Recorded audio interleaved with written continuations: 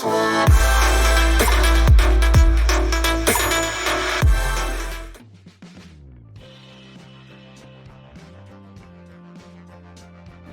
sahabatnya belajar, ketemu lagi dengan Kak Pino. Ada beberapa hal yang perlu kakak sampaikan terkait dengan info terbaru yang baru saja dirilis oleh Kementerian Pendidikan dan Kebudayaan Republik Indonesia. Nah, sudah pernah mendengar sebelumnya pasti kalian tentang assessment ya. Apa sih assessment itu? Nah, dalam video kali ini kakak akan sekilas menjelaskan apa sih perbedaannya antara UN, ujian nasional, dengan AKM atau assessment kompetensi minimum. Tapi sebelum ke sana, kakak jelaskan dulu AKM itu seperti apa ya. Kalau secara bahasa, assessment itu kan berarti penilaian. Berarti dalam hal ini siswa akan dinilai secara mendasar kemampuan, terutama dua kemampuan utamanya, yaitu literasi membaca dan literasi numerasi atau matematikanya. Nah, tujuannya apa? Supaya siswa bisa mengembangkan diri ya, melihat kapasitas dirinya, sehingga nanti di kemudian hari dapat berpartisipasi positif dalam kehidupan di masyarakat. Nah, apa sih kompetensi mendasar yang akan dinilai dalam AKM ini? Kita tahu bahwa adik-adik sudah belajar konsep ya, berbagai macam konsep dalam pelajaran.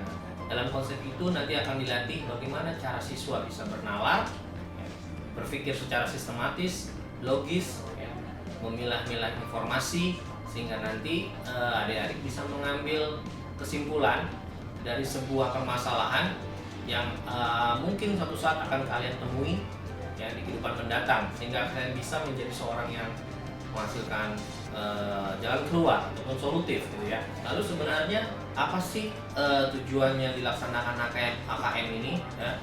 Jadi dari AKM ini diharapkan kita bisa menggali informasi ya sedalam-dalamnya tentang bagaimana sih proses belajar mengajar yang sudah kalian alami di sekolah, yang tujuan akhirnya pada gilirannya adalah untuk perbaikan sekolah itu sendiri ya, perbaikan dalam hal hasil belajar kalian nantinya.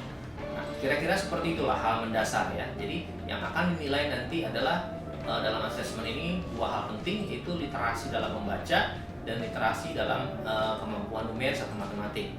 Oke, langsung ke tujuan topik awal, bahwa apa sih perbedaannya antara assessment dan UN itu sendiri. Yang sudah kita sama-sama ketahui bersama, pertama, UN itu dilaksanakan untuk jenjang pendidikan tingkat SMP ataupun SMA ya. Nah, di assessment ini berlaku seluruhnya ya. Jadi SD, SMP, dan SMA akan melaksanakan assessment. Kemudian yang kedua, kalau UN itu adalah untuk siswa kelas 9 SMP ataupun kelas 12 SMA. Nah, untuk assessment ini berlaku untuk siswa kelas 5 SD, kelas 8 SMP, dan kelas 11 SMA. Yang ketiga, model soalnya berbeda ya. Mungkin kalau UN model soalnya adalah dalam berbentuk pilihan ganda dan uraian singkat. Nah, di assessment ini lebih kompleks ya. Ada 5 jenis soal. Yang pasti soal pertama adalah soal pilihan ganda, kemudian ada soal pilihan ganda kompleks.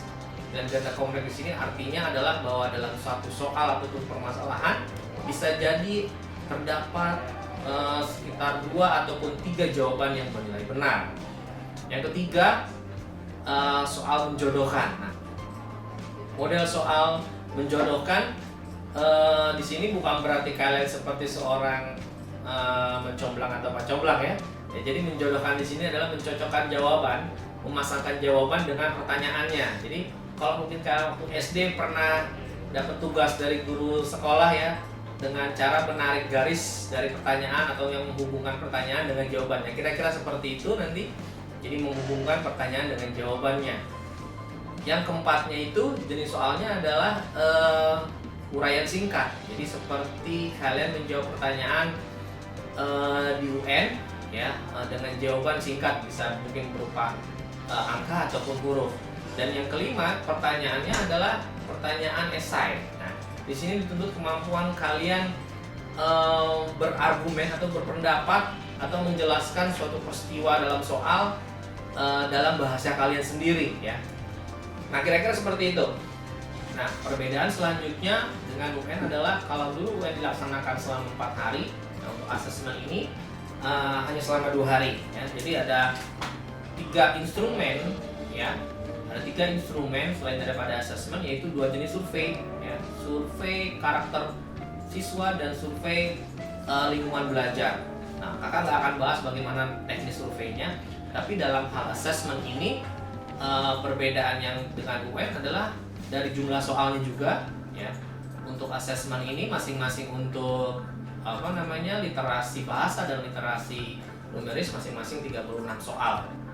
Nah, dengan adanya pelaksanaan asesmen ini, berarti untuk adik-adik kelas 11 harus sudah dari mulai saat ini mempersiapkan diri dalam menghadapinya. Karena kurang lebih kita punya waktu sekitar 5 bulan lagi. Ya, jadi asesmen ini akan dilaksanakan di bulan Maret, ya, tahun 2021. Mudah-mudahan pandemi ini segera berakhir sehingga adik-adik kelas 11 ini bisa semaksimal mungkin menyiapkan asesmen yang sudah dijadwalkan. Adik-adik tidak perlu khawatir karena yang pasti mitra pelajar akan selalu siap sedia mendampingi adik-adik, ya, agar dapat semaksimal mungkin melaksanakan asesmen ini. Oke, kakak rasa sampai di sini penjelasan singkat tentang perbedaan antara asesmen dan UN. Jangan lupa nantikan video selanjutnya tentang apa sih contoh-contoh soal yang akan diujikan dalam asesmen. Sampai ketemu lagi, sampai jumpa dan tetap jaga kesehatan.